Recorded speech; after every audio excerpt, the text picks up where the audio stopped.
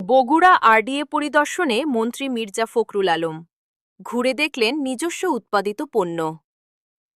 Welcome to the official page. This is R Hamza TV. Enjoy the video.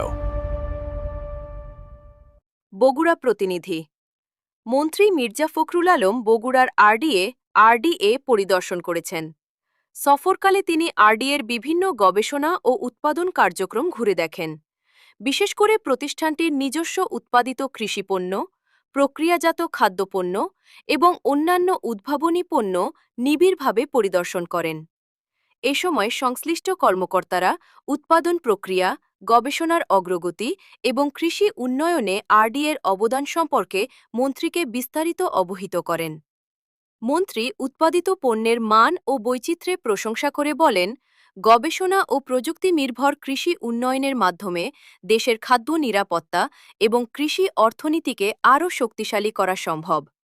পরিদর্শন শেষে তিনি আরডিএর কার্যক্রমের ধারাবাহিক উন্নয়ন ও সম্প্রসারণে সার্বিক সহযোগিতার আশ্বাস প্রদান করেন।